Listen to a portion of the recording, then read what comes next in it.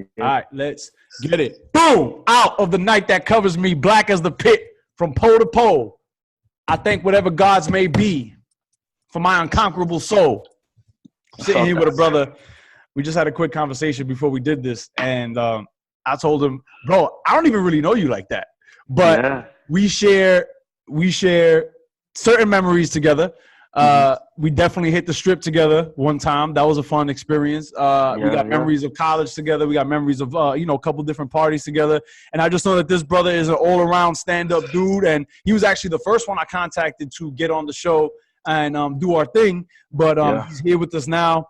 And very honored and blessed to have you here with me, my brother. Introduce yourself. Let them know what your name is, what chapter you're from, and what semester you crossed.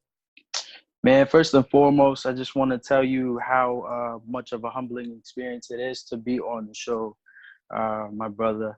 It definitely means a lot to me, especially seeing your growth over time is definitely very admirable. So thank you, bro. Again, I thank you for the opportunity, and even just getting an opportunity to speak with you through this medium is a blessing in itself. So, yeah, man, my name is Gilbert Vega. I am a brother of the Coba chapter, and that's Kutztown University.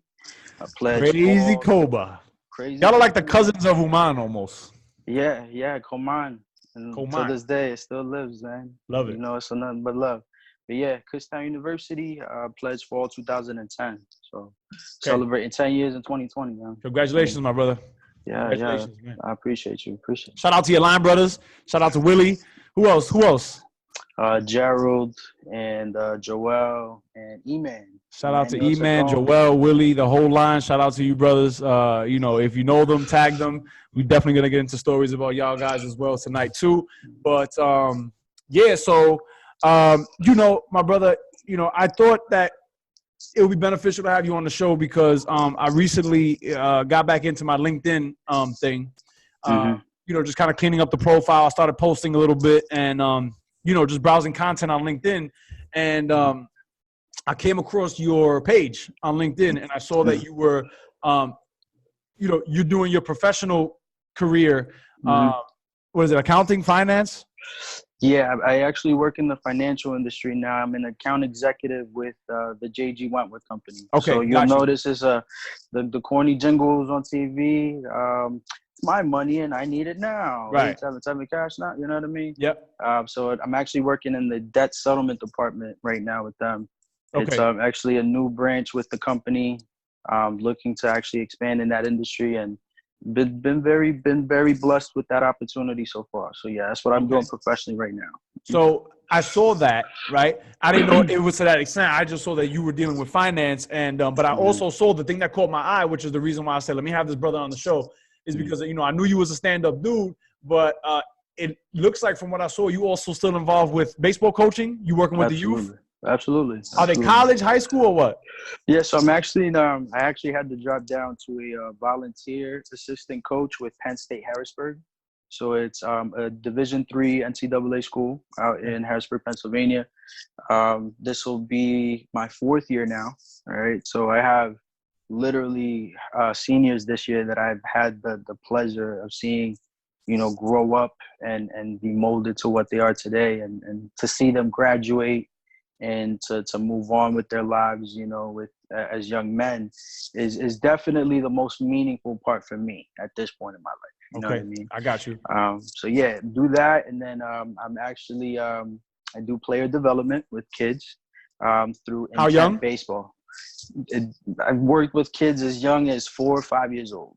Okay. Yeah. Now, the capacity that you're working with these kids on is it strictly just baseball? I'm sure you're giving them life game as you take them through baseball. And, that's the angle that I want to approach this from because, I work with the youth day to day. I'm an educator. That's what I do. And, I really just appreciate the stand-up brothers who are going out of their way to continue to work with youth because it's important that we give them life game from our, we got a little bit of perspective now, a little bit of experience on life. Not as much as the elders, but we got a little something now that we're seasoned and out of college, Absolutely. So, what's your approach on that? What's your approach on like working with youth in player development? Maybe not 4 or 5, but maybe the middle school, high school age if you get to work with them.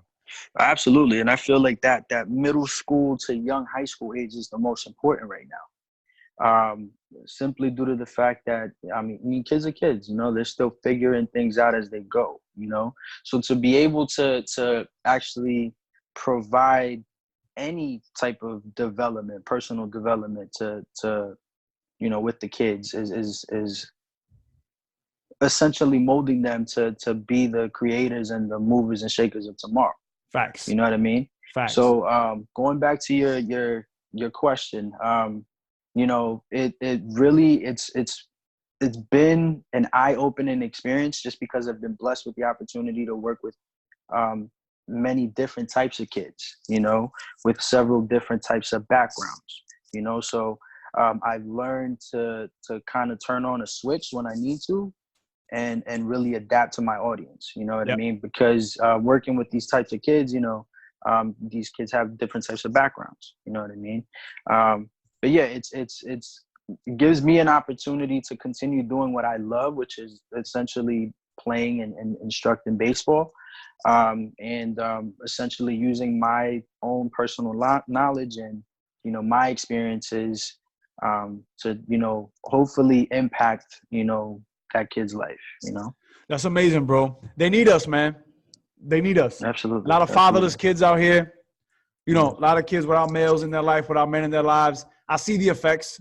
I see the effects daily. You know what I mean? And I commend you for that, bro. I commend you for that. That you're able to weave in, you know, you're able to weave in the life game and the real life, you know, knowledge into what they're doing athletically. You know, Absolutely.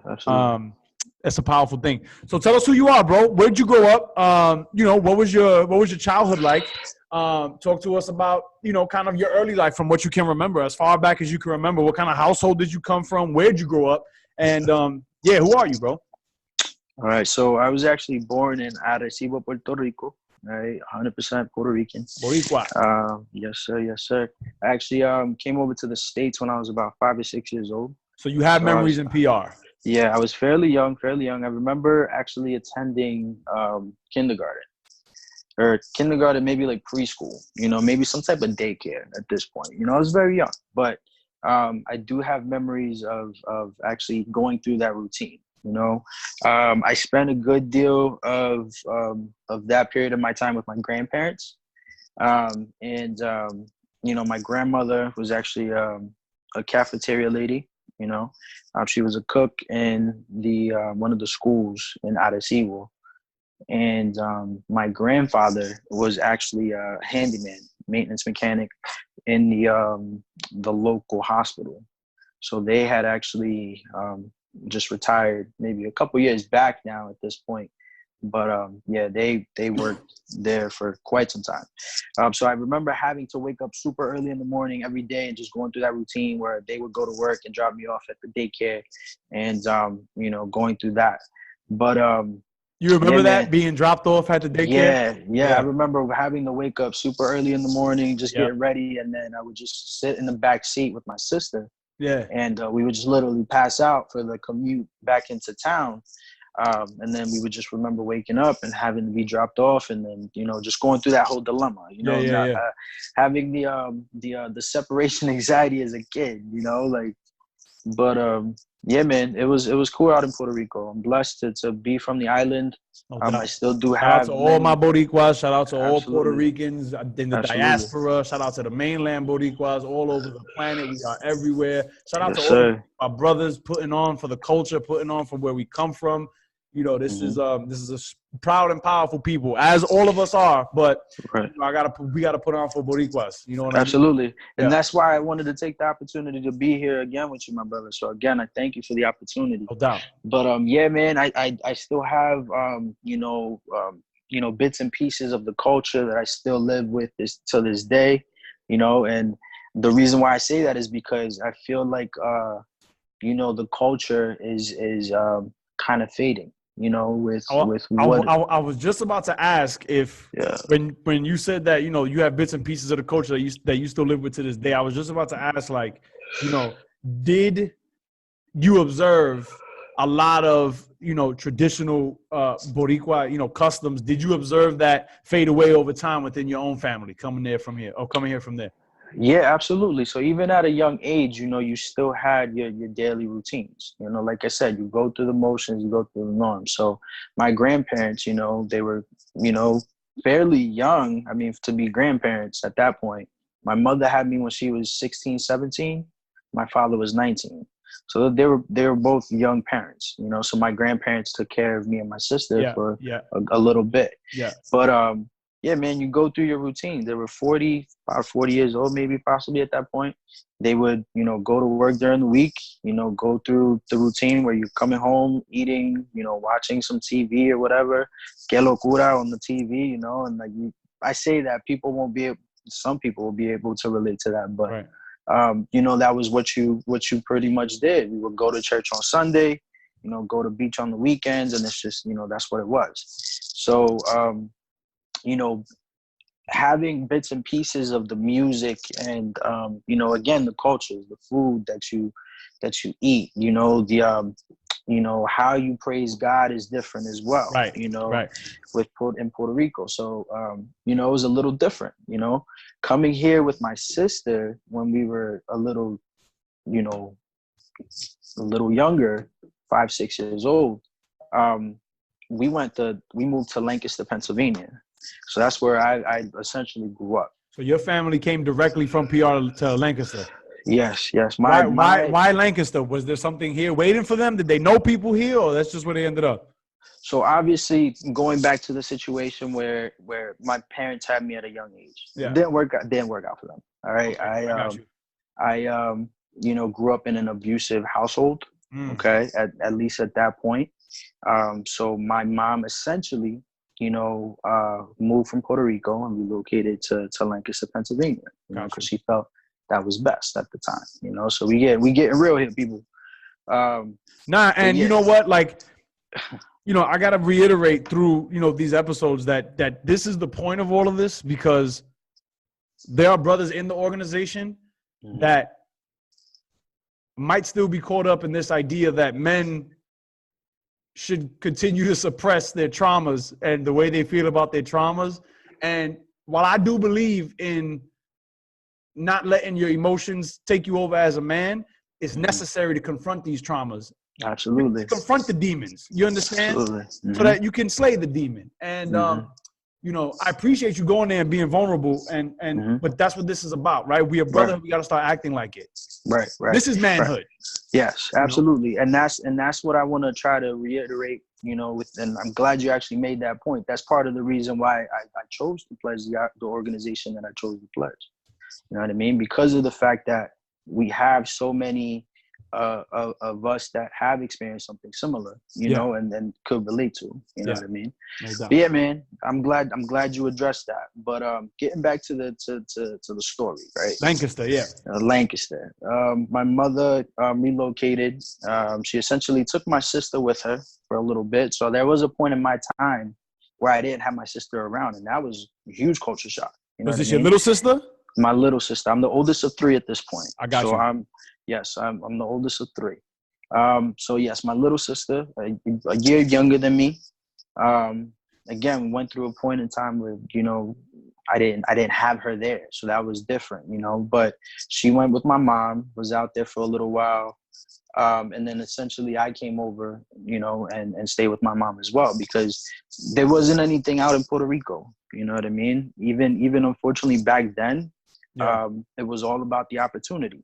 Right. You know, about you know, wanting something more for yourself, and you know, and giving yourself the opportunity to live the American dream, right? Although, you know, Puerto Rico being a U.S. territory until this day, people aren't necessarily aware of that. You know, you still feel like an outsider, you know, coming over. All you know is Spanish. Yep. You know what I mean? So, you know, me and my sister, like, we knew enough Spanish to get by, and I can still have a full conversation, no problem. But essentially English is my second language. Right. You know what I mean? So, you know, the whole culture shock of coming over here to the States and It is going to Lancaster. Lancaster. You know what I mean? Some people say Lancaster, and that's incorrect. It's Right. Lancaster, Okay. Pennsylvania. But yeah, everybody is a misconception that you know, it's all Amish country, and essentially it is, you know, Yeah. out in the country. But there is a city in Lancaster, Pennsylvania, and surprisingly, there are a lot of minorities in Lancaster, Pennsylvania. Okay, it is a safe haven for refugees. Okay, to this day. All right, and you know, I'm proud to be, you know, to say that I'm from Lancaster, Pennsylvania, because of the fact that I was surrounded by so many different cultures, you So know. did you And find, you know, from what you can remember coming here, did you find comfort or some kind of solace in being here surrounded by so many different cultures, or was it still crazy for you because your foundational years were spent over there? boom, that's what it was. I got you. Yes. So although I was surrounded, like, you still a kid, you don't know what is what. You Yeah. know what I mean? Anybody that I saw, I made the impression that he's Puerto Rican. That person's Puerto Rican. That person's Puerto Rican too. You know. Then you're taken from that environment, and even just getting on an airplane and coming over here, and the air is different. You know what I'm saying? Like, I miss waking up, you know, in the morning and smelling the Puerto Rico air, and you know, there's a saltiness to the air, and you know what's crazy, right? I say yeah, yeah, and I'm agreeing, but yeah, I'm pure New Yorican, bro. yeah, Pure New Yorican.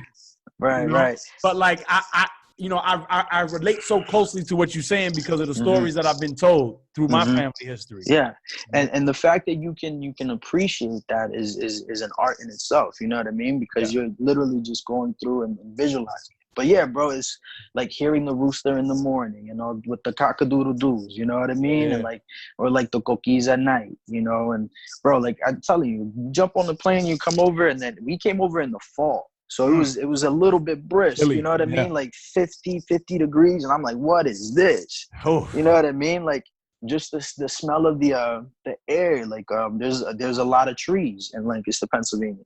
Yeah. So it was clean air, you know what I mean? But it was different. It was different. Yeah. But yeah, bro, like, actually just coming over, and again, although being surrounded by a bunch of different minorities or whatever the case was, you were still an outsider because they, you know, I didn't know English. You know, I came up, you know, in low income housing. So I remember our first neighbors on the downstairs floor were Cambodian. You know what I mean? They were Cambodian. They barely knew English themselves. You know what I mean? Right. I remember this to this day. Bro, they would teach us all the bad shit. You know what I mean? Like, all the bad stuff. You know, we were little Puerto Ricans in the backyard, like, playing with these Cambodian kids, and they were, you know, look at us different because we couldn't speak, you know, the language, but the English that they knew, they would always teach us all the bad stuff. Okay, I got you. Like curse words and things like that? Yeah, like, yo, I remember I went up to my mom and I showed her that I learned a new word, and it was bullshit.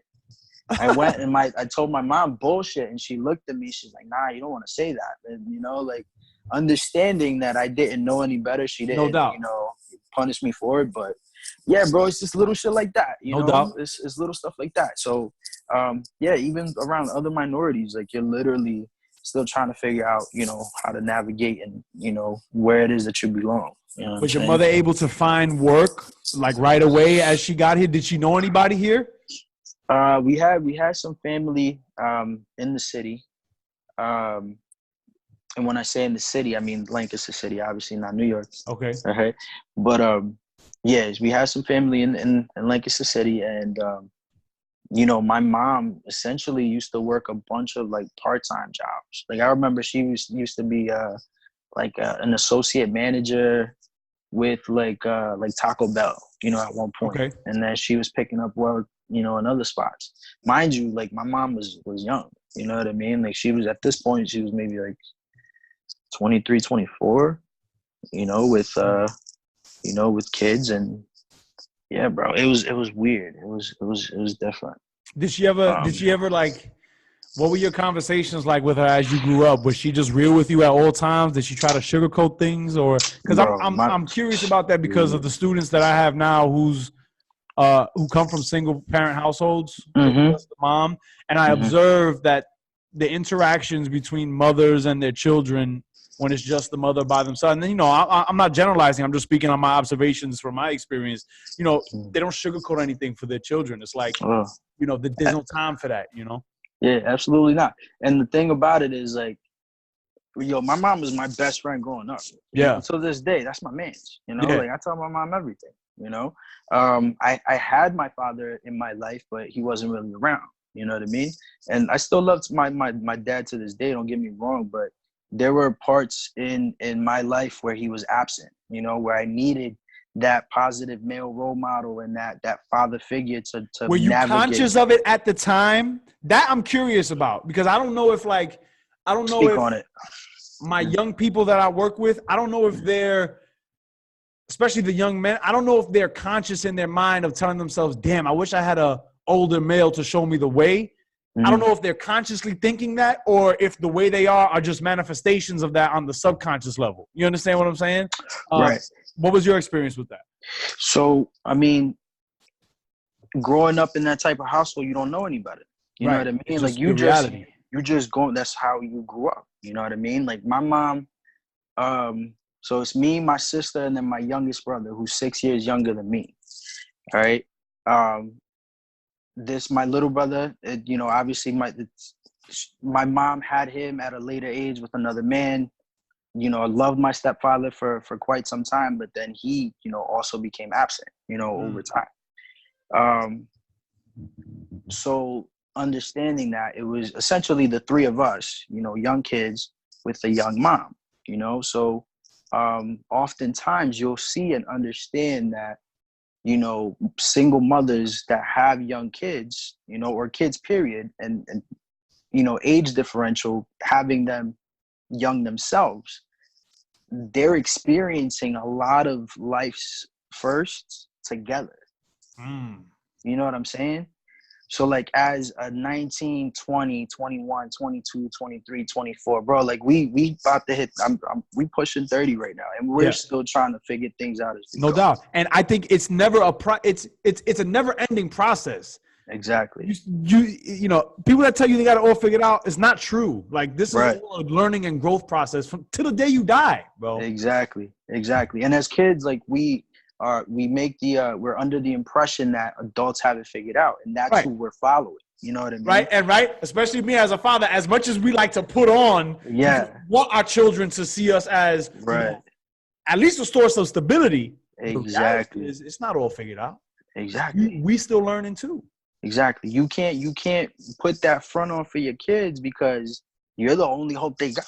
You know what I'm saying? Like you are the only form of stability that they have at that point, especially if you are the only parental figure in their life that is making an impact. Yeah. And again, no shots at my father, because I love my father. My father made an effort, to be around, but he wasn't able, and I won't hold that against him. But again, growing up growing up a man, with two younger siblings and my mother, what was she gonna do to show me how to be a man?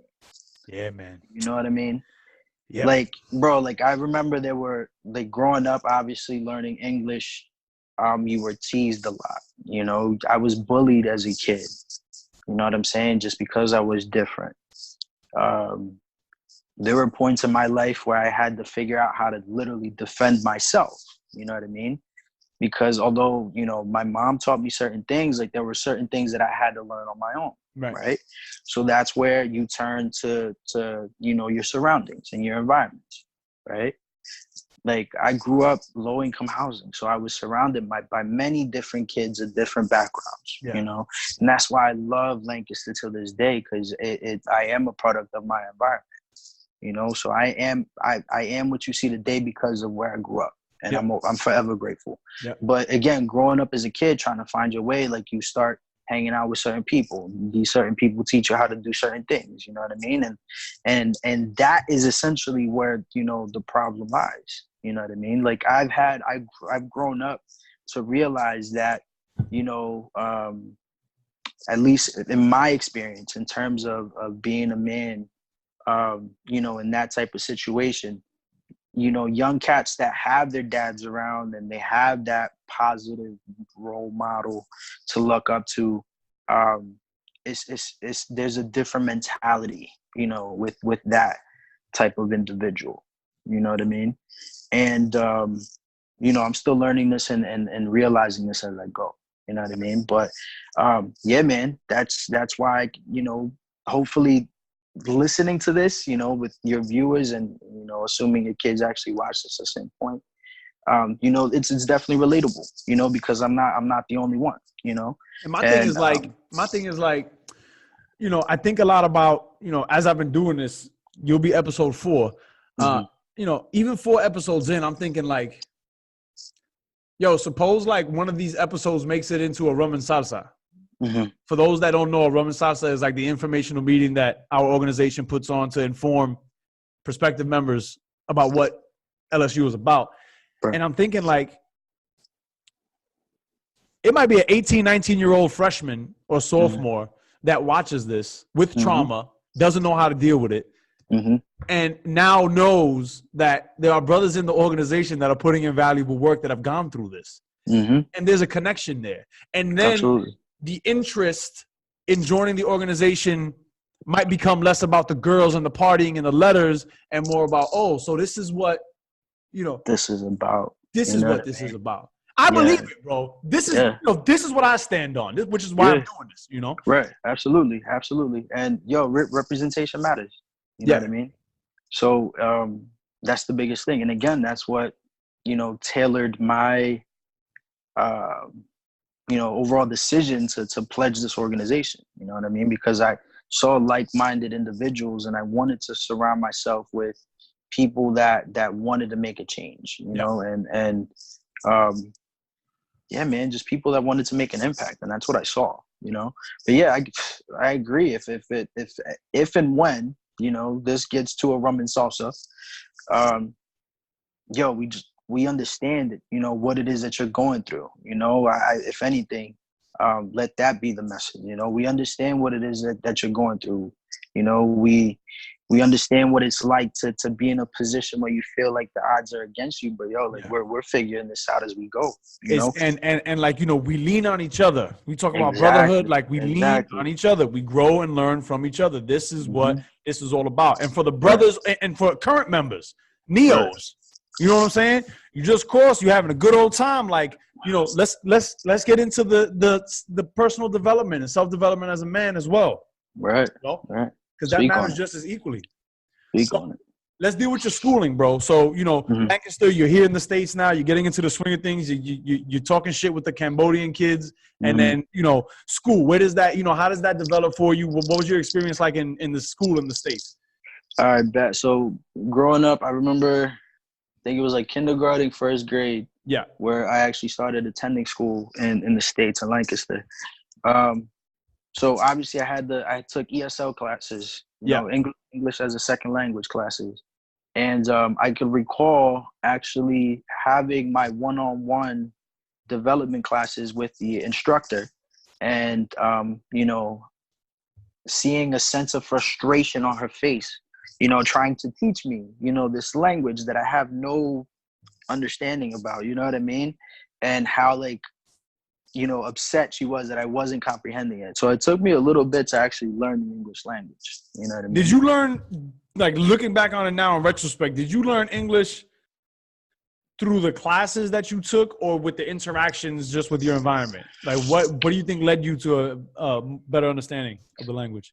To be completely honest, my environment pushed me to learn the language. Yeah. You know, faster than what I could in school. You know what I mean? Because it was just like at that point, it's just like, yo, like, in order to communicate, you know, as a kid, you know, we didn't have tablets and technology and all this extra stuff. You went outside and you played.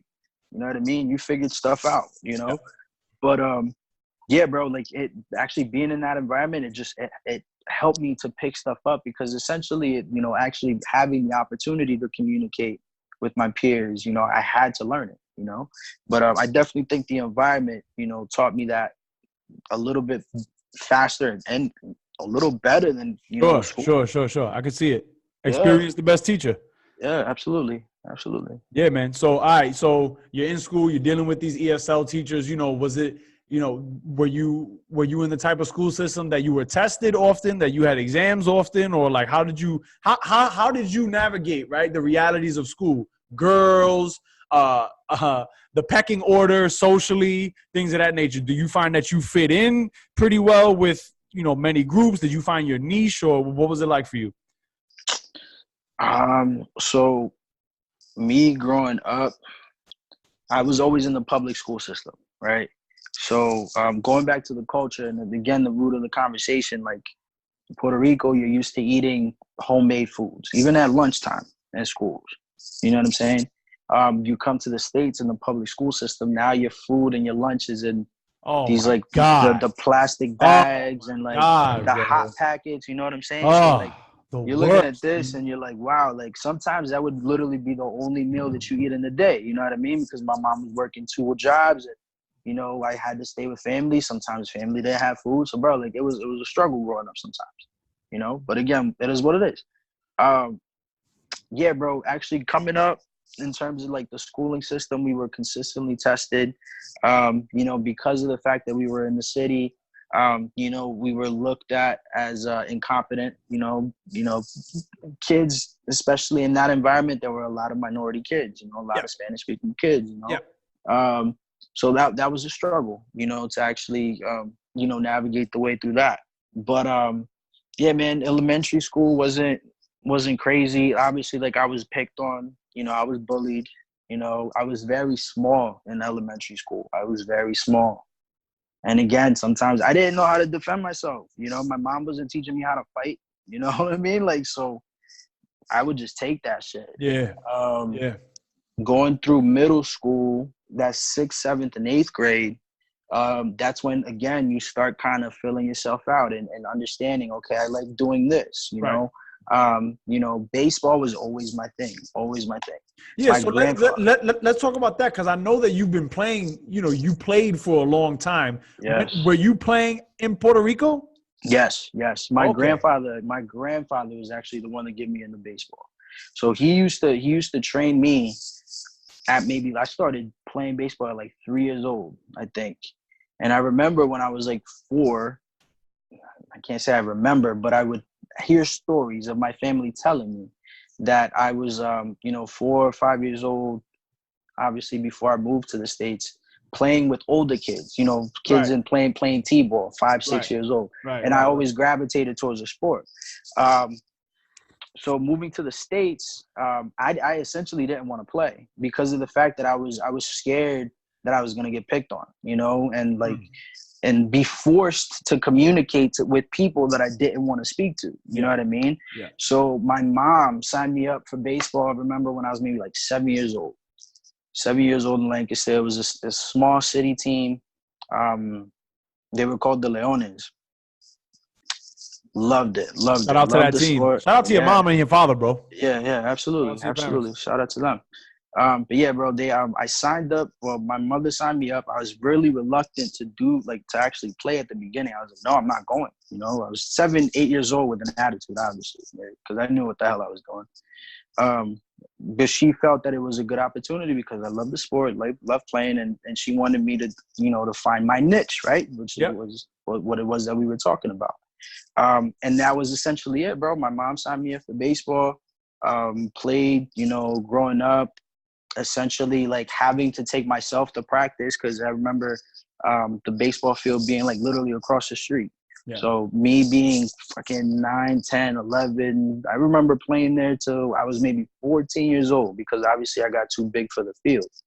But I remember just being able to just walk to the field and just go to my games, you know, just by myself. Yeah. I didn't have to have anybody there to support me for my games. You know what I mean? Like, and I would just go because I like doing it, you know, and that was my thing. How was your experience like on the team? Were your fears realized of getting picked on, you know, in the baseball world and not being able to communicate, or did you have a smooth transition?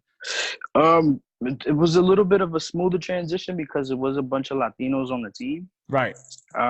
But even then, like, you're still like, you know, the awkward Spanish speaking kid that, doesn't know what the fuck he's doing. Yeah. You know what I mean? Especially playing a sport that he likes playing, but doesn't want to play with you motherfuckers. You know what I mean? Like, and that's just the reality of it. Like, I was really antisocial as a kid, but the transition was easier because I was surrounded by kids that looked like me. You know what I mean? Good, man. But that was essentially what allowed me to kind of fit it. That's where I kind of felt like, okay, like this is what I'm doing. You know what I mean? And essentially, baseball is what motivated me to get through school and do well in school so that I could essentially play in college, right? Because at that point, at least growing up, my mom always wanted me to go to college. I always wanted, that was a goal. So that was and this is funny because this has come up in previous episodes. So that was always a seed planted in your mind, like that college was the mission. Absolutely. Yeah. My mother didn't graduate high school. You know what I mean? Like my mother didn't graduate high school, and she was thinking, "Yo, you going to college?" You know what I mean? Like, and she was just college this, college that. And at that point, it was just like, yo, like the only reason I want to go to school is so that I could play baseball. You know what I mean? My mom had a goal for me, bro. I'll never forget this day. My high school had a daycare on the first floor for young ladies that were having kids, while in high school. Right. They would essentially drop the kids off, go to class, pick them up at the end of the day. And that was the environment that we were in. No judgment, right? Because that was my mom. Had me 16, 17 years old. It happened, right? Whatever. But her goal for me was to grow up, graduate high school without any children of my own. You know what I mean? She was like, yo, go to school, do what you got to do, graduate, give yourself the opportunity to go to college and have that experience. Because at that point, we didn't know what that was like. Yep. You know what I mean? Yep. So that was why it was so meaningful, and it was very symbolic, It's funny because I just saw the other day, like, through Facebook memories, my graduation popped up on the timeline, you know what I mean? And I saw how happy my mom was, you know what I mean? And at the time I didn't really get to appreciate it, but looking back at it now as an older man, I was just like, yo, like I could really understand how much that meant to her. I could imagine. Know what I mean? I could imagine. Yeah, man. So that was it. Like I wanted to go to school and do well for myself to play baseball. You know what I mean? Yeah. So you could imagine as soon as that's done, like boom, you have to try to re-navigate and try to reinvent yourself somehow. Which is essentially what led me to the whole player development aspect. Were you in middle and high school playing baseball on these teams? Yeah. I remember I was maybe like 13, 14 years old, always playing on the high school teams, at least like against like kids and playing at the high school level. But yeah, just growing up, it was always public school. Yeah, I got you, bro. I know how that is. I went to public school. My first private school experience was Lehigh. Public school my whole life. Public school my whole life. Surrounded by only Latino and Black. My whole life. Completely, yeah. The only exposure I got to white folks was my teachers. But I was never among them. And I get to Lehigh, and it was just like, where am I?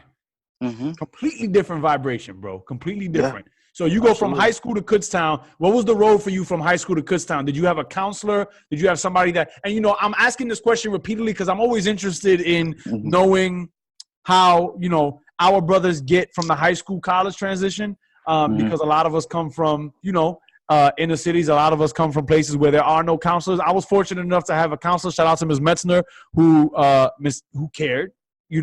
And she was able to pull some strings and get us some college visits and do her thing there. What about you? What was your connection to that? All right, bet. So we've gone through the story, got, my adolescence out the way, young kid, middle school, being bullied. Once I hit high school, bro, it was a wrap. Like I had the opportunity to go and hit the weight, so I got a little bit bigger. Yeah.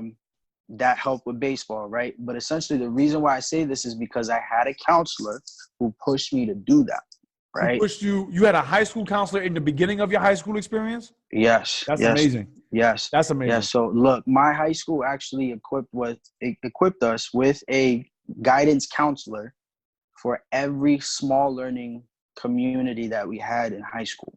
So peep game, right? My high school, we had two campuses. It's McCaskey West and McCaskey East, right? I graduated with maybe like, I want to say 500, 600, maybe pushing 700 kids in my senior year. Okay, huge. My graduating class was Yeah. only like 80. Okay, all right. So boom. So again, we had two campuses, right? Each campus had a small learning community, right? So essentially, you were the VOTEC, right? So that small learning community showed you the basics through the 4 years that you were in high school, but then the senior year, they would go out and do like auto mechanic stuff or like carpentry. You know what I mean? Like vocational technical Vocational, skills. yeah, got you. Right. Okay. Then you had the arts and humanities, which wanted to pursue a degree in arts, you know, and like communications and things like that. Right. So the curriculum was built specifically for what it is that you wanted to pursue. Right. Yo, and that's a blessing to have in high school, bro. Let me tell you.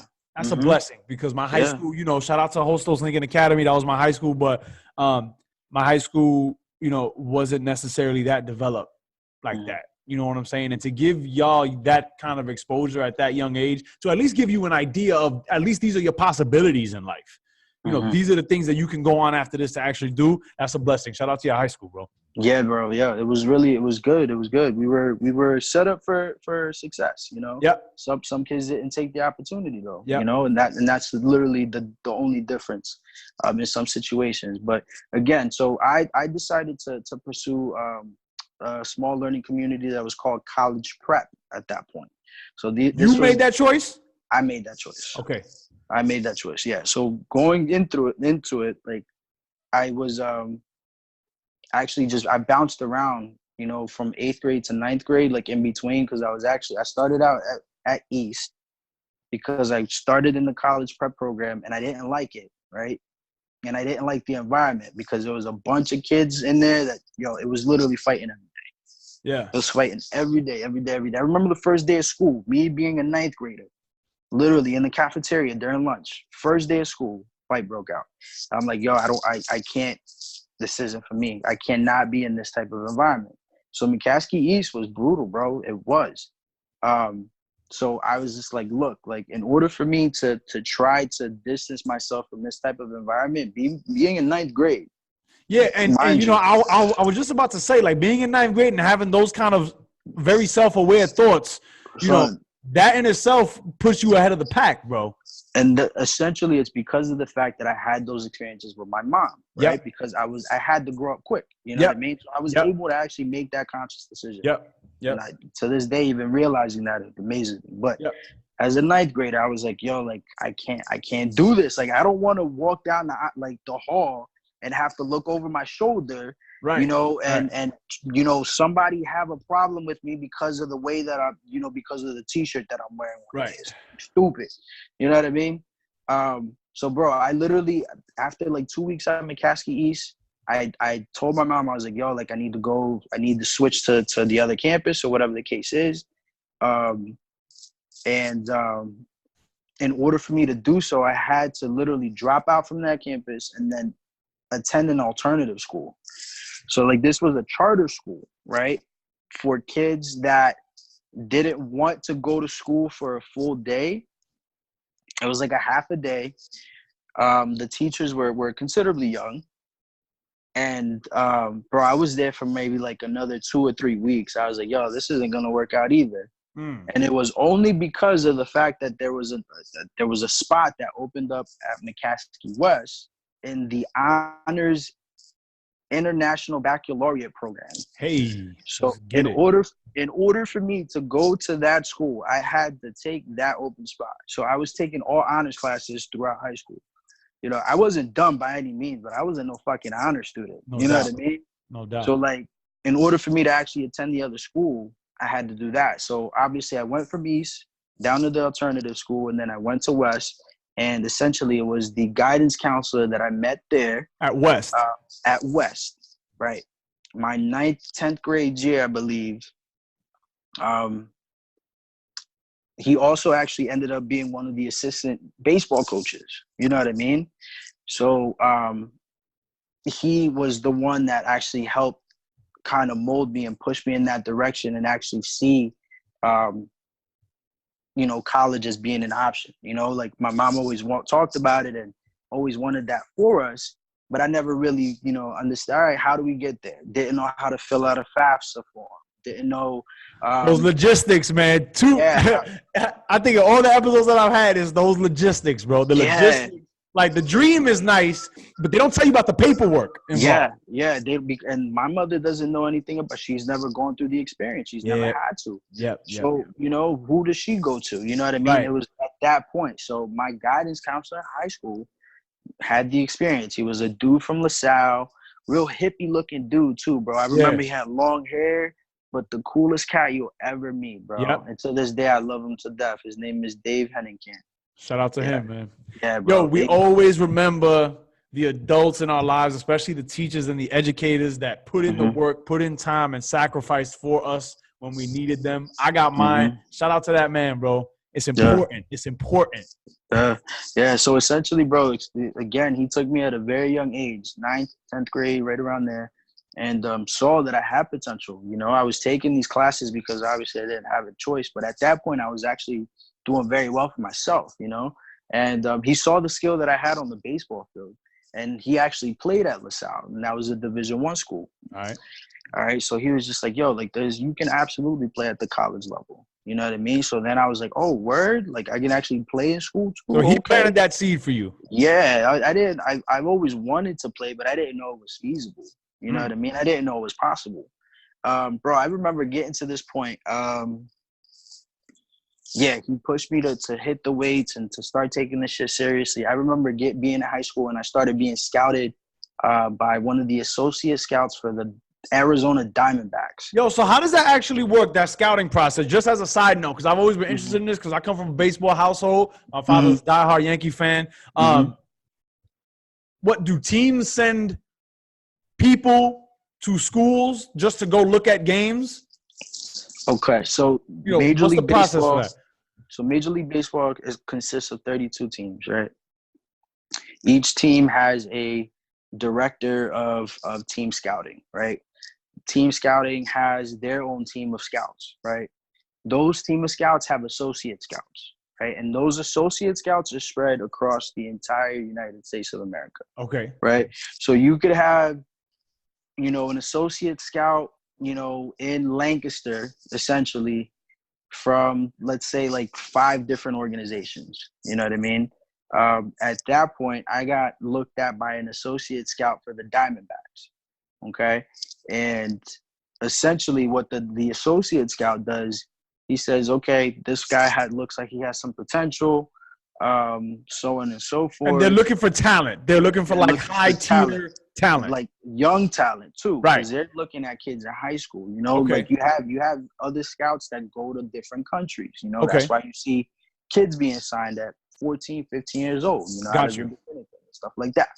But yeah, bro, I remember actually being in high school, and I was given the opportunity to play on a travel ball team. Okay. Didn't have any money. The registration fee was like $1,000 or something. My mom couldn't afford that, but the coach actually allowed me to play without paying the registration fee. You know what I mean? So that experience got me exposure to the associate scout, and yeah, bro, I remember like he pulled me aside and it was real surreal. I was maybe like a junior in high school, sophomore, junior in high school. And he was like, look, kid, like, introduced himself, gave me his card. This is the scout talking to you. The scout talking to me. And I saw the logo and I was like, yo, this is official. I was just like, yo, like, you really think I could play in the league? Okay, cool. But essentially it's all it was. It was just talk at that point. Yeah. It was just like, look, hey, like you sparked my interest. Like, I'm going to keep my eye on you. And essentially he did. He followed me for like a year and a half, bro. But essentially because my high school team wasn't very good. You know what I mean? So it was me and maybe like 2 other kids, at least my senior year, that really carried the team. So there was a lot of pressure. Pitchers, especially in my league and where I grew up, very good. So they knew how to actually pitch to you and the whole logistics of the game that I won't get into. You know what I mean? It was just a different approach. But yeah, essentially, you know, I was getting looked at. They were talking to me about potential figures and like draft rounds, and Oh, so they were serious. this was essentially still the associate scout telling me that this is what, you know, his boss is telling him. All right. This is as a young kid. They weren't going to take me until maybe like late couple rounds, maybe like the 40th round or something. And Major League Baseball is different. Like, and that's like one of the lower, you know, rounds to take. It was all talk still at this point. But essentially, like, even just having that opportunity to have that conversation, I was like, yo, I could really play at the next Yeah, level. I was about to ask, what did that do for you? Like, what did that do for your mind? It was a motivation. It was motivation. Yeah. I was like, yo, like, okay, these guys see something in me that I didn't see in myself. Essentially, I didn't get drafted, you know. There's a whole process to that, you know what I mean? And that's why me going through that little bit of an experience, I have that opportunity to teach, you know, the guys that I'm coaching now, especially at the college level. Because right now we have maybe like 2 or 3 guys that could get drafted, you know what I mean? And it's essentially, you know, just going through the motions, going through the processes, and understanding that, yo, if it doesn't happen, it doesn't happen. You know, it's just, you got to try to figure out a different course of action to get to where you want to go, right? Yo, so like let's build on that for a little while, because I was just having a conversation with some of my students today about taking L's, how to properly take an L and not get so caught up on taking an L. You know what I mean? We've all taken L's that, you know, for different things at different points of our life that, you know, we tend to dwell on. You know what I'm saying? Mm-hmm. You being in the athletic kind of field and, you know, having taken your losses, I'm assuming, and, you know, especially with your background, like, what do you think about that, bro? What do you think, like, about how to navigate a real blow to your own personal morale, or something happens to you and you tend to dwell on it? How do you move forward, man? That shit is humbling as fuck, I can tell you that. You know what I mean? Essentially, like, you know, taking an L, especially with some things that you've never really experienced, it's just, you got to give yourself the opportunity to kind of step back and really take in what it is that you just experienced. You know what I mean? And being able to react, you know, to a point where you're not reacting to it emotionally. You know what I mean? Yeah. You know, thinking about things a little bit more logically. You know, I'm in agreement. You know what I mean? It's but just that takes a certain level of being aware of the fact that you're about to have a reaction in the first place. Mm-hmm. It takes self-awareness in order to not react emotionally, and that's something that needs to be developed, because I you know, for a long time reacted emotionally to things. That was just my instinct, until I started saying, yo, like you said, let me take this step back and observe. Let it sit for a second. Exactly. Let me understand what is actually happening to me. Right. You know what I mean? So it's essentially all a lack of understanding. That's all it is. You know, not being like, you know, your L's don't continue to be L's. You know what I mean? Because you learn from it, right? Right. Essentially, they're life's lessons, right? Yeah. You experience it. Okay, let me understand what it is that I'm actually experiencing right now, and let me take that in. Let me let that register, and, you know, being able to adapt from it and actually grow from it. You know what I mean? Yeah. So yeah, man, I think that's the biggest key, is understanding, you know, when things like that happen, not to allow your emotions to get the best of you, and actually just sit back and understand that. I'm in agreement. Just curious about your thought on that. So we're dealing with the scout now. So, you know, after a while of talking, what happens? What happens from there? So the associate scout was an assistant coach with a school called Lebanon Valley College. Yeah. Right. So he was like, look, like, if you come and play for me at Lebanon Valley College, you'll have 4 years for me to see you and for us to continue to work on some things that, you know, we look for at the next level in terms of what the scouts look for, you know, and continuing to have that avenue. And Lancaster baseball is very good. We've had kids actually drafted out of high school. Okay. We've had kids literally play in the majors. You know, we had a kid from Lancaster literally playing the World Series like less than 3 years ago. All right. What's his name? I mean, that's Derek Fisher. Shout out to him. Yeah, he played for the Astros. So yeah, man. So he was telling me this. He's like, look, like. So he provided you a route. He said, if you go here, you know, I'm going to be able to continue to observe you for your 4 years. And Exactly. So he was like, look, like, You know, he was actually doing baseball lessons. He used to give me baseball lessons for free. You know what I mean? And he like really saw the potential in what I could do. Um, Essentially, he got fired, you know, from that school. I visited the school. I gave them a verbal commitment. You know, I was going through the financial aid process with the school and everything, bro, everything through that. But essentially, he got fired. He had a couple of, you know, resources and, you know, in his network where he was able to make a few phone calls and say, hey, I got this kid that wants to play here, here, here. You know, what can we do? So I had that luxury, you know what I mean? Because at this point, when he got fired, I didn't want to go there anymore. Yeah. You know, the only reason I wanted That was to your go connection. that was my avenue to get to where I wanted to be. And he knew that, because if I were to get drafted, that's only more exposure for him. Right. You know what I mean? So it looks good on his part as well. So again, he gets fired.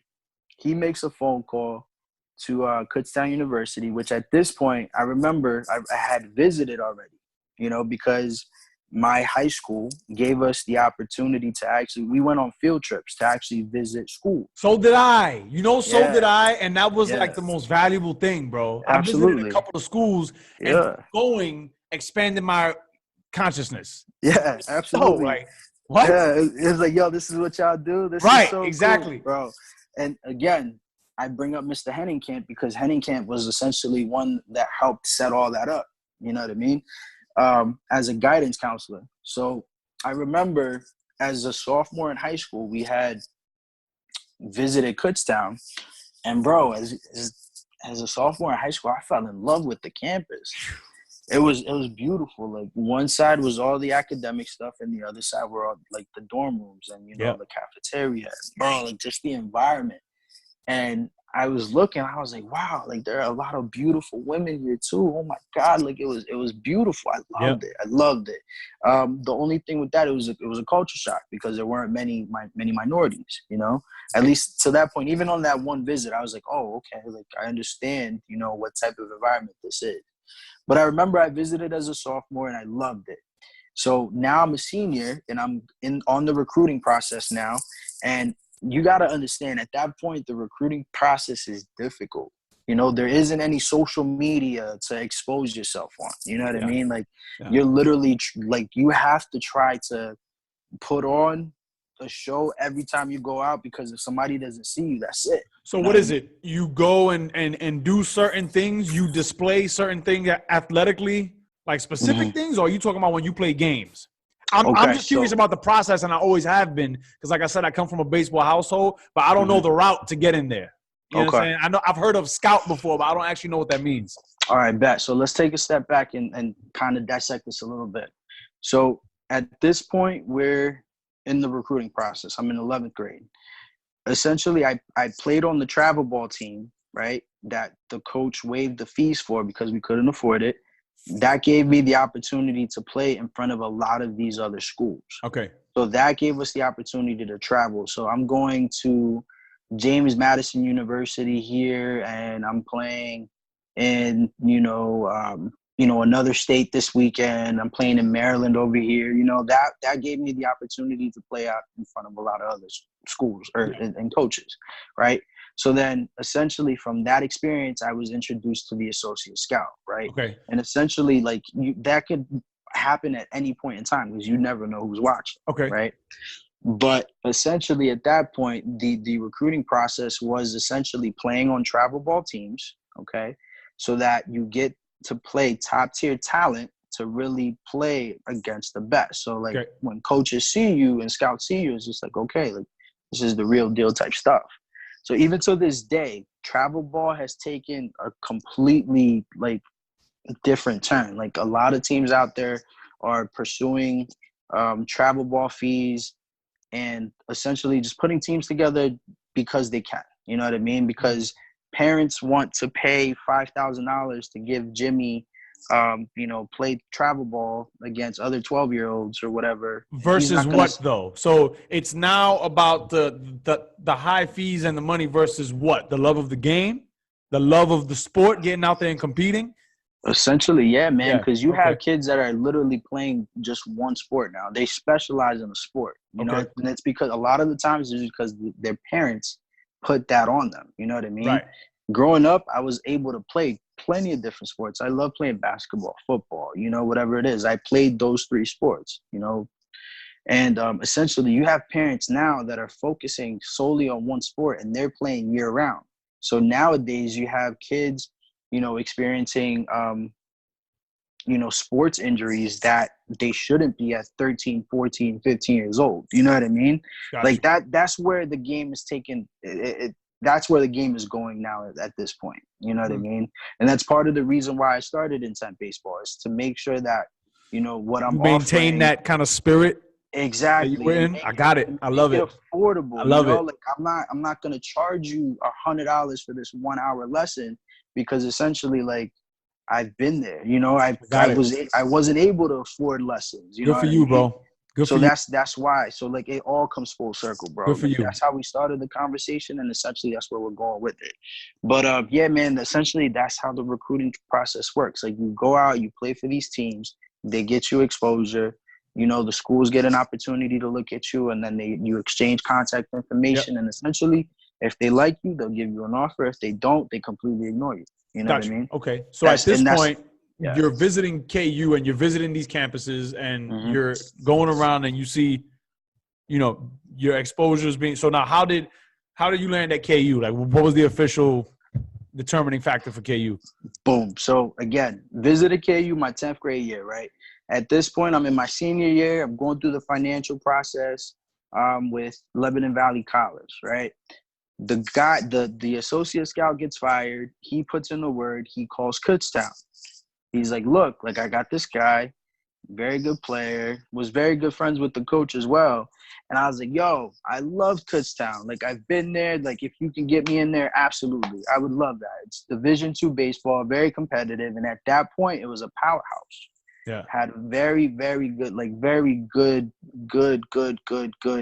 really good reputation with that school. Okay. So I was like, hell yeah, you get me in Kutztown, I'm going. Tell me where to sign, bet, no doubt. And he essentially was just like, look, like I got this kid. And it was funny because the coach at Kutztown was like, yo, I've seen that kid. I know who you're talking about. You never know who's watching, man. Exactly. I was like, I know But you exactly know who you're what, bro? talking about. Quick side note, right? That not only goes for baseball, but for any bros in the org, like, you know, you want to do something else with your life besides the 9 to 5, like, you never know who's watching. I think that's a universal jewel because, you know, whatever talent that you have, you're a damn violin player, you do poetry, you know, you're a bodybuilder. Shout out to David Kirigua. Right. You know, like, you never know who's watching. Mm-hmm. That's why I think you should do what you do. Never stop going hard at what you do. Right. Always channel that you know, almost competitive spirit, bro. That almost masculine competitive kind of spirit in the thing that brings you life. You know, the thing that makes you alive. Always, never stop. You know, that's what it is, bro, and that's what I've always been passionate about. You know what I mean? It's always been the sport of baseball, and the game of baseball, and the life lessons that it's taught me over time. You know, and that's why I'm blessed and you know, with the opportunity to continue doing that and impact, you know, kids' lives that way. So yeah, bro. Essentially, he told me, hey, like if you want to come, you can come. He's like, I don't have any scholarship money left for you, but you know, you want to come, we'll see what we can do. Essentially, I went to Kutztown. I remember it. You know, I had committed late, went into the fall semester, busted my ass, and essentially he gave me a partial scholarship in the spring. Damn. Yeah. Just like that. Yeah, gave me a partial scholarship in the spring, and you know, I was fortunate enough to have success that year. How was your mom when she?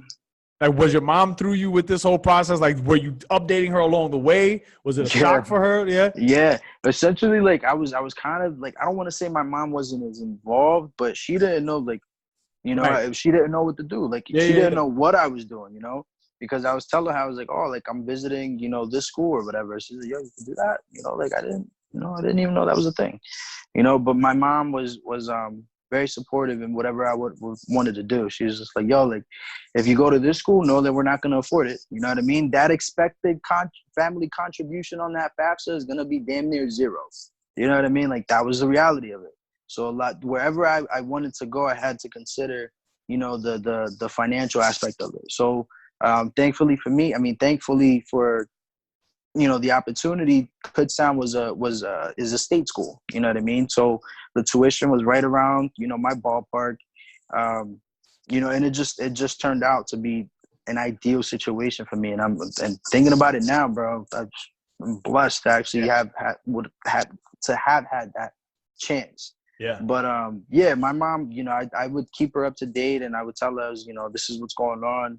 And she was always supportive. She was like, yo, whatever you need from me. Like, essentially, my mom bought me everything that I needed for school, like the whole mattress top and the computer, the laptop. I didn't get Yo, did your mother help you set up your room, bro? Yeah. My mother did too.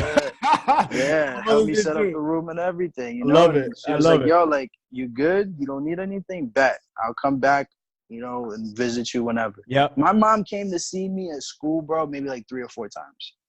That was it. In total? In total. It's just essentially not because she didn't like to travel, one. Like, she hates driving on the highway. Yeah. But she just knew I was all right, in a weird way. Yeah. She was just like, yo, like, you grown-ass man now. Like, you're going to be fine. Like, you know where I'm at. Like, you need me. You know where I contact. And that's what it is. But yeah, bro, that whole process, like the whole recruiting process and going through that experience and committing and decommitting and going here, going there, bro, that shit was definitely an experience. But yeah, bro, I got to Kutztown and, played on the baseball team again. How long after you got to KU did you start playing? That freshman year, right? Yeah, bro. Actually, the guy who was playing in front of me was a junior. He got hurt. So funny story. I remember it was like maybe like one of the first couple games that I played, and bro, I stepped into the batter's box and the pitcher threw a ball at my face and cracked me in the face. So I had like maybe like 10 stitches on the inside of my lip. Like was this a wild pitch or was it a purpose? You did it on purpose. What do you think? I guess it doesn't matter now. I don't know. Looking at it, it was a conference game, so we hate this school, so it was a little bit of a rivalry game. I got you. At that point, I was like, yo, I'm a freshman. Like, you don't even know me, bro. You know what I mean? But essentially, I'm gonna say it's a wild pitch. Cracked me in the face. Had to get stitches. And the reason I bring this up is because essentially he went down. I came into play. I also got hurt. He was out for maybe like weeks, you know what I mean? But with my stitches, I was able to heal up in like a week. Okay. So I was able to come back and play while he was recuperating and, figuring out whatever was wrong with his leg. So I got a lot of playing time as a freshman. Right. And it was only due to the fact that, my teammate. It's almost like you getting hit in the face was like your universal rite of passage. Yeah. It was you want to play baseball? All right, you got to go through this first. Bro, and that was the thing. Like, the ball came on me so fast that I didn't even have time to react. You know what I mean? Like, to get out the way. That's why, like, it was a different speed. I was like, oh, shit. Like, this is real. Yeah. You know what I mean? This ain't high school no more. But, yeah, bro. Interesting. Yeah, so that worked out. That's how it happened, man. Like, I literally, like, just got an opportunity to play as a freshman. And it was literally because he went down. But essentially, he came back. We ended up splitting time. You know what I mean? And yeah, bro, we went to the World Series that year. So we went to the National Championship World Series that year. We got eliminated in like the quarterfinals or something. How was that for you, bro? Was that like a blow to your ego? Was that like crushing for you, or like did you know at that point how to take an L? Or both, Nah, at that point I didn't take L's very well. Yeah. I was high-headed. I was very high-headed as a young cat. So yeah, to have experienced that so early in my collegiate career, I was almost entitled to it the following year. You know what I mean? So when going through it at the time, I didn't get to appreciate it because I was like, yo, like, I got 3 more years to come back to this shit. Right. You know what I mean? Like, we'll be back next year, and not understanding, like, it's the World Series. Like, these are the best teams in all of the country in Division II baseball. Right. You know what I mean? So we were playing teams out from Oklahoma. There was a team out Tampa University. You know what I mean? And it goes by record, right? It goes by record. Yeah. We ended up with a record of like 43-15 that year. We had 43 wins and 15 losses. So we were good, bro. Yeah. We had maybe two guys. No, one. We had one of the guys on our pitching staff actually get drafted. So he was pretty good. He was pretty good. But yeah, bro, I didn't get to appreciate the L because I was so entitled to to thinking that I was going to be back next year. You know what I mean? But we didn't go back next year. We missed the playoffs that year. Guys graduate. It's a different team, you know, and that's what it was, you know, going through. Did you ever make it back for the remainder of your college career?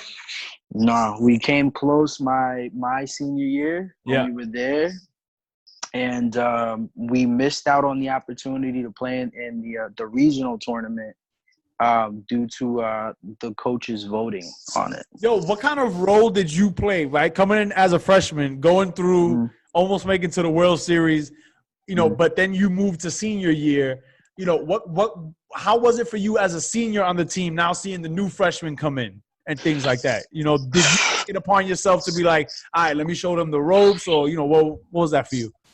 So the game of baseball, at least at this point, well, not at this point, back then, it was very political, at least at that school, okay? So I was only good to the team when I was producing, you know what I mean? Once you stop producing, they just try to find somebody else that's going to do your job for you, you know what I mean? So as I got older, right, I remember going into maybe my junior year, I got into a slump. I went hitless from maybe give me 1 second, bro. Give me 1 second. Yeah, go ahead. All right, so I got about 20 your minutes role, copy. the political nature of the team. Yes. As a senior. So as a senior, the political aspect of things. One, I was one of maybe like 5 minorities in the entire conference.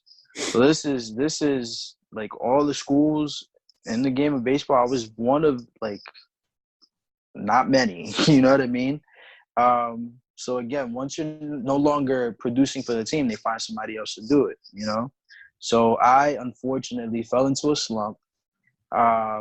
That had caused me to fall in a state of depression, right, and anxiety, right. Your senior year? No, like this was maybe my junior year. Okay. My junior. So my junior year, again, like I started dealing with that, and it was simply due to the fact that, you know, one, I was missing classes because of baseball, but baseball is no longer fun for me because I'm not on the field. And my performance on the field is now affecting my mentality and my psyche, and now this is affecting me in school. So that means that you had a lot of yourself wrapped up in baseball. Like that was a lot. Bro, that I told you, that's the only reason I went to school. Yeah. You know, like that was what I was meant to do. You know, like that was my purpose. You know what I mean? So once I was no longer able to do that, you know, I was like, damn, like, what am I supposed to do now? Because essentially you get to the senior year and you're not playing as often as you used to, because now they got, you know, 2 or 3 other cats that are now freshmen and sophomores themselves, and they're producing. You know what I mean? So what are you going to do? You're going to give playing time to the senior who's out of it, you know, hasn't had as many reps, right, and is on his way out? Or do we continue to build and mold the young talent that we recruited here? You know what I mean? So I experienced both sides of that. You know what I mean? I was that freshman and sophomore that got a lot of playing time, but then once I started falling into a slump my junior year, I was on the other aspect of it. I didn't like that side of things, you know, too much. No you know doubt. what I mean? But again, because of the fact that I fell in a state of anxiety and things like that, I had to see a guidance counselor. You know, I've been through them trying to, you know, medicate me and things like that. I don't want no medication. To do stuff, you know. So I've been through that. So at this point, so this became real for you. This was like, you know, this was like really deep for you. Yeah, I was just like, bro, like, what else am I supposed to do with my life? You know what I mean? Like, I told you, we started young, 4 years old. You go through your whole adolescence and the purpose, you went to school to play baseball. Now baseball doesn't look as promising as it used to look. How did you cope with this, bro? Like, you know, if you could give us a glimpse into your mind at the time, like sitting there and be like, damn, what do I do now? How did you work through? So at that point, bro, I was a brother because I pledged my sophomore year. We're going to talk about that. We're going to talk about that. Yeah, right. so because of the reason that I pledged, I knew that I surrounded myself with influential individuals. So I started building my network that way. You know what I mean? But even at that point, I was still trying to figure out what I wanted to do, because junior, senior year, like, baseball isn't it anymore. You know what I mean? So again, like, I was only able to deal with that by trying to find something else that I was good at. You know what I mean? And growing up, I always had the gift of gab. I was always somebody that wasn't necessarily afraid to speak in front of crowds. Yep. But essentially that led Me either, bro. right. That's a blessing, bro. Right. It's just like, like, you're able to step in front of people and actually communicate. So I'm very thankful for that opportunity. But yeah, man, like, you just had to reinvent yourself, like that was what I was going through, going through my junior, senior year at college. Yeah. It's just like, all right, baseball is not looking as promising, like, what am I going to do now? So I had to reinvent myself. I had to get good at something else. And essentially that's where, like, the whole business aspect came out of it. Got my degree in business management and administration. And a lot of the roles that I've had to this point have been sales. You know what I mean? So it's that's how I cope with that. But bro, at the time it was not easy for me. I acted out, a lot. I started drinking heavily at one point. I didn't drink, I didn't like drinking at all before I actually got to college. I didn't drink in high school. I wasn't your typical high school kid drinking beers and doing dumb shit like that. I never touched alcohol before college. Right. Never touched it, bro. And that's why. Like, it just wasn't around. Like, I mean, I'm sure it's different for you. Like, there was kids in high school, but kids in my high school wasn't even drinking like that. Right. Yeah, we had kids drinking and bullshit and doing shit like that. But yeah, bro, like, I didn't like it. It wasn't a thing. But I literally found myself, like, drinking myself into this just fucking sad, like, dark place as a college junior, senior. And, like, just being really sad, bro. Being really sad. Like, because at this point, like, baseball isn't going well. And like I said, now this is affecting school. So school isn't going well. So if you're not doing good in school and doing baseball, like, what the fuck are you going to do? Like, what are you going to be good at? You know what I mean? So I was just like, yo, like, if I don't get this degree, like, what am I going to do? Like, through it. So was this pressure being put on you from yourself, or you think that the pressure from family has something to do with it? Did your family put pressure on you? Like, where's this pressure coming from? Because the reason why I ask is because pressure is a thing, bro. Mm-hmm. Pressure is a thing for so many of us. And a lot of the times the pressure comes from us putting pressure on ourselves, but that comes from, like, that comes from a place of, other people putting pressure on you. Like, because you've grown up with other people putting pressure on you to do this and do that, and you got to do it this way, and you got to do this by this age, and you got to have this by this, then you begin to internalize that pressure. You know what I'm saying? So I'm just curious as to where that pressure come from you. Son, that's such a good question. And I'm loving this conversation with you. Me too. Bro, like, son, like, that pressure, essentially, what it did have a little bit to do with my family. Because essentially, like, I was gonna be the way out. You know what I mean? Like, so that was it. You were gonna be the baseball star. I was the golden ticket, bro. I was gonna be the one to buy mom her house, and my sister always wanted a car, and it was just always like shit like that. It was just like, yo, and you start thinking, it's just like, yo, like, in the way that people are approaching this, like, I think I got the opportunity to do something really special here. So it was that, and essentially I'm my own worst critic, bro. I'm my own biggest critic. You know what I mean? So, like, same. If I am not living up to a certain persona or potential, I'm not happy with myself. You know what I mean? So that's what it was, bro. I wanted to be something that I wasn't given the opportunity to be in school. I wanted to be something that I wasn't given the opportunity to be in school. And that was somebody that loved to play the game of baseball. And essentially, because, again, I fell into this little slump, somebody started performing. And what are you going to do as a coach? You're going to sit. You know what I mean? It doesn't make sense. And me being an assistant coach now myself, I understand it. You know what I mean? But being on both sides of it is just like, yo, as a as a 20, 19, 20, 21-year-old kid, like, you don't know how to deal with that. You know, I didn't have anybody to go to and talk to about it, because nobody at that point had been in that position. You know, couldn't go to anybody in my family to talk about that, because not many people in my family were actually attending school. So they didn't know what kind of stresses, you know, that type of environment presented, you know, with having to take tests and finals, and, you know, making sure that your GPA is up to par because of academic probation and all types of stuff. You know what I mean? I didn't have that opportunity to discuss that with anybody. So a lot of the shit. So you internalized that all? Yeah. And that manifested as dealing with it with alcohol. Yeah, bro, I blew up a couple times.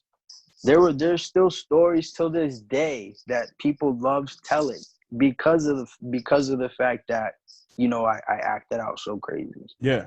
Yeah, not proud moments. I will admit. You know, we all have them. But bro, like this was literally something real that I was experiencing. This was some shit that I was going through.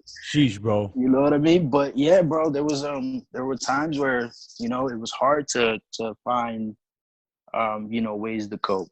You know what I mean? And to be able to find an outlet that you know, allowed you to express yourself, you know, without judgment. For the current brothers, man, for the current brothers in the org, whether you're a neo, you know, whether you're a little older in the organization, and, you know, you might find yourself dealing with things that, you know, I don't know, you don't feel comfortable with putting out there in the open. I understand it. And I especially understand as men, there are certain things that we just need to be in solitude for. I believe in solitude.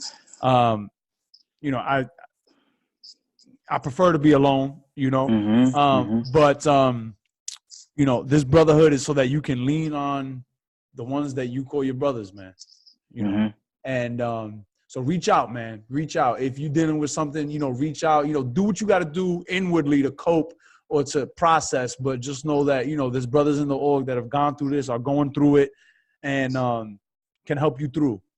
Yeah, definitely, bro. Since we're on the subject, it was my chapter brother, who I consider my mentor, John Jimenez, Scrap. You know, we went to Vegas together. Remember that trip? You know, it was good. That was a long time ago, bro. It was a long time. 2013, man. It was a long time ago. I remember that day because that's when Forest Hills Drive came out. Yeah. We were listening to the album. I got the videos and pictures from that trip on my hard drive. Yeah, bro. That was with Cool Speak. Yep. That was a great event. That was a great event. Bro. And again, this such an opportunity, bro. It was a personal development type of seminar. You know, we say Vegas and everybody that's looking is just like, oh, they were wilding out. No, it wasn't. It actually wasn't. It was the opposite. We was in sessions for most of the day. We were literally in classrooms and conference rooms for most of the day, bro. And I remember, but yes. Like going back to that, it was Jonathan Jimenez who actually helped me out with a lot of that stuff, especially at that point in my life.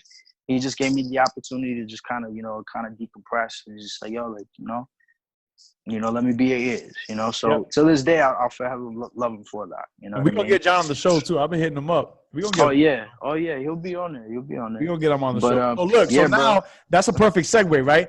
So first of all, I appreciate you, you know, putting that out there. You know, you slay the demon by confronting the demon. You know what I mean? We know the baseball side of Gilly. Let's talk about LSU. Word. So you're a sophomore in college. How do you come across LSU? What was your introduction into the organization? And we'll go from there. Okay. So in typical LSU fashion, I was introduced to the fraternity by a female. Interesting. All right. Interesting. Okay. So there was actually one of the interests that actually told me, it was just like, yo, like, you know, we have brothers, you know, or like, not we have brothers because she was an interest, but this organization has brothers. You know what I mean? I was just like, I don't understand any of that. You know, at that point, I'm a sophomore. Yeah, what was your knowledge about fraternities and sororities prior to coming to King? Knew absolutely nothing about fraternities or sororities. Like, I was just like, yo, this is stupid. Like, obviously, like, everything that your misconception is whatever you see on TV. You know what I mean? And it's just but you know what I've been saying in the past couple episodes? Yeah. What I saw on TV, the white frats and sororities, pretty accurate to what they show on TV. Yeah. In my experience, pretty accurate. But I didn't know that there was a melanated cohort of fraternities and sororities as well. I didn't know. Yeah, I didn't know that existed. I was like, oh, there's fraternities and sororities like this. Yes. Yeah. So I was just like, oh, that's different. So like essentially I saw that and bro, funny story because I remember you know how you have your like interests, your career not career fairs, involvement fairs. Okay. You know? With the So like clubs and all that? yeah, they set up all the clubs out on the and you're just walking around minding your business and then you see the poster boards or whatever. Yeah. I remember I saw a poster board for LUL. Okay. And LUL. Shout out to LUL. Shout out to those brothers. Yeah, yep. I saw LUL, and it was interesting because I was like, oh, like these guys look like they're well put together, whatever. But LUL wasn't at the school, and I was just like, all right, whatever. Didn't think anything of it, but that was the one organization that really caught my attention, and I will admit that. All right. But essentially, kept going about my business. Essentially, playing on the baseball team. You're already in a fraternity. The baseball team had a baseball house. Where people would come and hang out. And all things like that. So it was funny because when I was looking into the fraternities, the baseball team was kind of looking at me sad. It was like, bro, you already got us. What we doing? You try to pledge a fraternity. Yeah. But there was that aspect as well. But essentially, going back to it. I was essentially interested in the organization because of the fact that there was this one girl that caught my attention and she turned out to be an interest for MSU for the Genesis chapter at the school.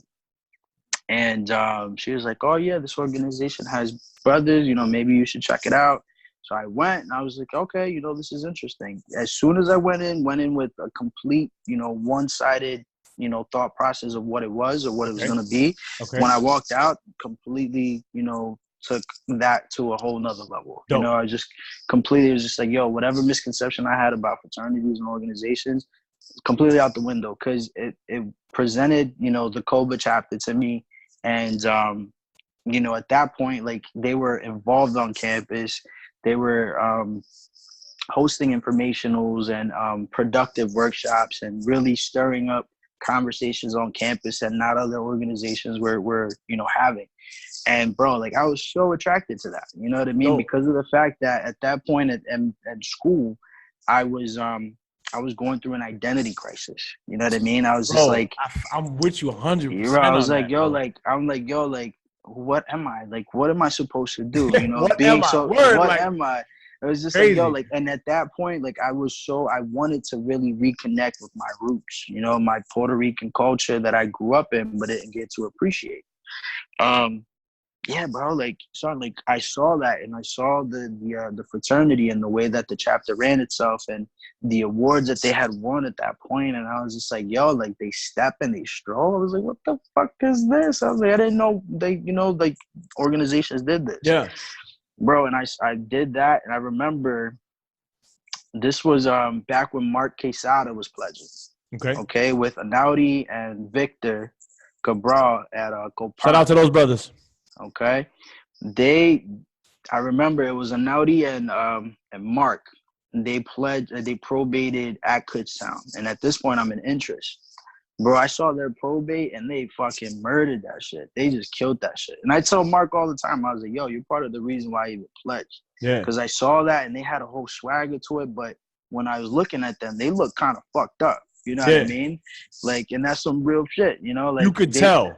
Yeah. Yeah. I was just like, yo, like, okay, all right. That was some real stuff. And I was just like, yo, like they killed their probate, like the message behind it.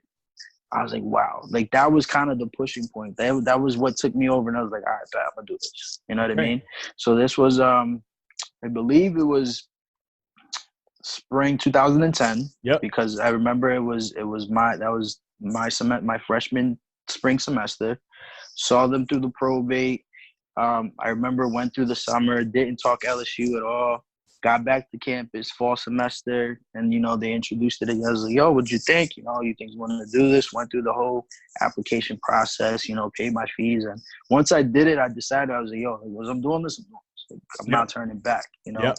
But yeah, bro, did that fall 2010. We started. You my original one, brother, bro. Yeah, I remember that. I was just set when you dropped too, bro. You my original LB. Yeah. Didn't do it that time. Came back with a vengeance after that, though. But I know, and we appreciate you for it. No doubt, man. No doubt. No, So but yeah, bro, that's how it happened. you pledge and cross, and life as a brother, bro. Talk about Hmm. that. So life as a brother, like essentially, man, like again, going through sophomore year, we pledged, right? Now we are junior, senior year, going through my bullshit. Had John there, scrap, to hold me back, graduated. Now you're an alumni. At that point, I was actually like moving up the executive ranks, I guess you could say. So I was started as the chapter president for the organization, then became, I believe it was the regional cacique mayor, which is the regional intake officer. Then I essentially became the regional director. And then shortly after, a couple years later, became the national vice president as a young alumni. And most recently was the national executive director. Okay. With maybe like 2 years ago, All right. So you went through all the executive ranks. You ran the show for a little while. Why did you pursue leadership in LSU? Did you consciously were like, all right, I'm going to try to go all the way and take this organization in a new direction, or did things just line up piece by piece, or what was that like for you? Essentially, bro, it was just to see if I could do it. Oh, You know what I mean? And to see if I had the support, to actually pursue that. So obviously I wanted to go up the ranks fast because I'm impatient one. I considered myself to be a good leader, at that point. So I wanted to make sure that I gave myself the opportunity to succeed by giving me those opportunities to take those positions, right? Because essentially you're taking leadership positions, and with those leadership positions come responsibility, right? You learn from your responsibility, right? Your experiences within the organization. So essentially my experience within the organization allowed me to actually have real life experiences that I can adapt and actually use in real work life type of experiences. Got you. You know what I mean? Because I've already been through it with the organization. You know what I mean? So with me putting myself in those positions and having those conversations with executive leaders and understanding this is how you run a meeting, these are the short-term goals that you want to look at, things like that, just random stuff that you pick up over time.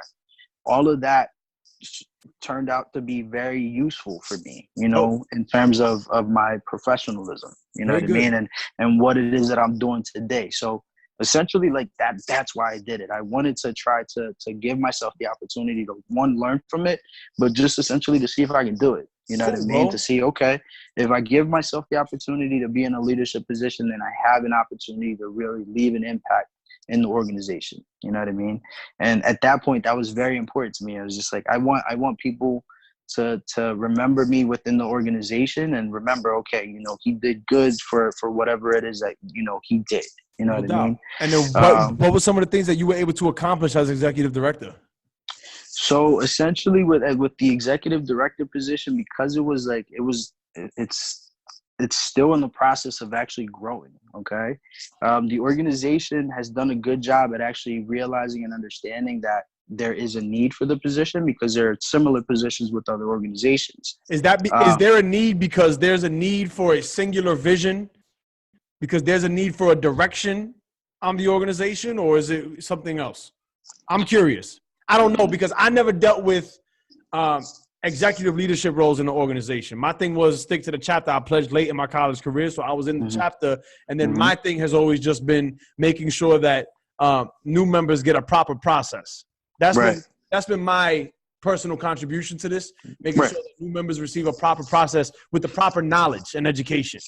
Because it's necessary, because you have other approaches that don't necessarily fit that agenda. Right.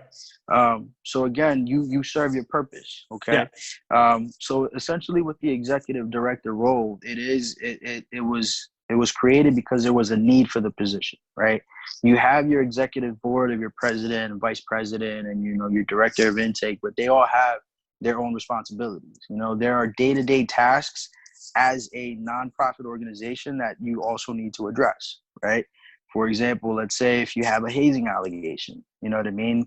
The president essentially has his hands on that, but the president, because it is a volunteer position, shouldn't necessarily be the one tackling that entire process. Okay. You know what I mean? So with our organization, they made it a salaried position. So I was getting paid, by the organization to actually, have that responsibility. And, it was a number of things. And because it was considered a startup position, I was essentially creating some of the very first processes with that particular position. Okay. You know what I mean? All right. Some of the roles that the executive director has, or, some of the things that we wanted to try to pursue. And I was lucky to have a good team around me in terms of, Joseph Gonzalez being the president, and Freddie Rambay being the board of trustees chairman. And of course, the executive assistant at the time, Jonathan Fernandez, who is now the executive director. Shout out to those brothers. Yeah, man. And again, everybody has their own opinions about these brothers. And again, when you're in a position of leadership, you're always going to get criticism. Heavy is the head that wears the crown, bro. Exactly. So although, and by no means did we agree to everything at every time, let that be clear. We had our, differences in opinions with several things, but we were there and we were trying to figure this shit out together, which was the important part. So lucky for us, again, Jonathan was very instrumental in assisting me in trying to create these processes and some of the things that the organization is doing now. Yep. In terms of some of the logistics and operational things that they're doing now. Yeah. But essentially, Jonathan seeing, some of the things that I tried to implement, some were successful, some were not, he was able to take that information and say, okay, I've seen this happen, I've seen this approach. Jonathan also has his own way of doing things as well, and that's why he was so good at what he did, and Jonathan being a brother, that has this opportunity as the executive director, he's doing a phenomenal job with it. Shout out to that brother. Somebody tag him. I would like to speak to that brother and get him on the show. Absolutely. We'll get you over to him. Yeah. But Jonathan Fernandez is somebody who cares a lot about what he does. You know what I mean? And I felt at that point that, I had already done whatever it was that I needed to do. I was literally traveling to Elizabeth, New Jersey, maybe 3 or 4 days a week from Philadelphia. You know what I mean? Just to be able to run through the position and actually get these things rolling. You know what I mean? But essentially, stepped down from the position. He took over. And he's doing a great job. The biggest thing that we lacked was just cooperation, on behalf of the organization. You think that's because of ego? Yeah, essentially it was. And it's a sad thing. And again, we're having a very real conversation, but it's essentially the inability to try to, have an open mind about some of the things that are brought to the table, you know? So obviously when you try to change certain things, you get, some type of criticism. And I get it, bro. I've been there. I was the one actually pushing against some of the changes that the organization had made over time. But that comes with any young organization, man. We literally just turned 40 a couple years, like literally just last year. You know what I mean? So again, like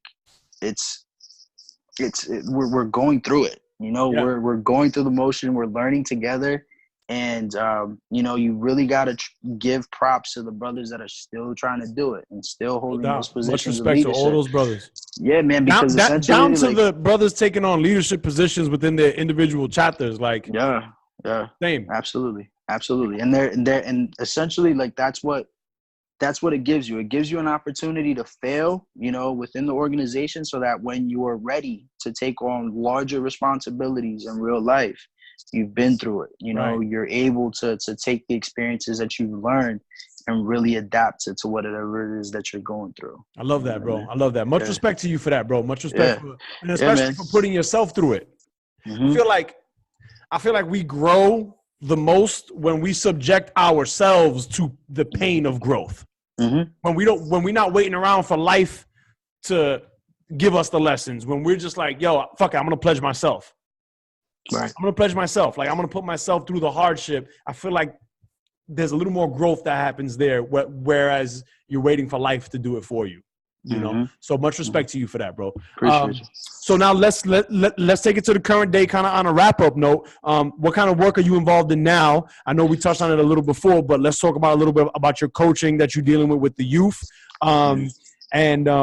If any brother or anybody in the viewership is watching, and somebody that plays baseball that's in the Pennsylvania area, Penn State, we have a brother here that's doing amazing work. So send him, send them his way. Get in touch. He's on social media. And, just talk a little bit about your current work. So right now, again, I'm literally working with Intent Baseball. Essentially, I am out here in Philadelphia now. So what I'm trying to do now is actually partner up with other organizations, other nonprofits. I'm actually in the process of actually hosting a few clinics with another organization here in Philadelphia called MVP 360. So they are very heavily involved in personal development and youth development with various sports, So I'm actually in the process of actually setting up their spring schedule with an actual league. So I'm very excited with that. In terms of, what I do on my day-to-day basis, the 9 to 5, because we all got it. I am again an account executive with JG Wentworth. So right now I'm in the debt settlement department. It's a large industry, so I'm very thankful, to actually have that opportunity to go to work every day and provide for my family. Everything is it's a means to an end. Essentially long term, what I want to do is actually have the opportunity to coach and work in player development long term. Because essentially that's where my passion lies. That's your passion, Yeah, and that's where I feel like I'm making the most impact, and that's why we work with the kids that we work with, man. It's because we're not doing it for us, we're doing it for them, for the future. Amazing, bro. You know what I mean? Bro. So yeah, bro, this is where I'm at. I'm happily married. Congratulations. Happily married. Shout out to all the married brothers. I know a couple brothers in my chapter, doing the marriage thing. And shout out to those brothers. Nothing but love, nothing but positive vibes, positive energy, and much success to your marriage. Absolutely. And it's all about the support system, right? Because it takes a village. You know what I mean? So again, man, like I'm in a really good spot. I'm thankful for where I'm at. Really just trying to go through it and figure it out with all you guys, on a day-to-day basis, because we ain't perfect, but God knows that we try. Thank you. Thank you for being here. Thank you for having this convo. Time has flown, bro. I'm looking at the clock. I'm like, yo, it's already been like close to 2 hours already. We've been talking.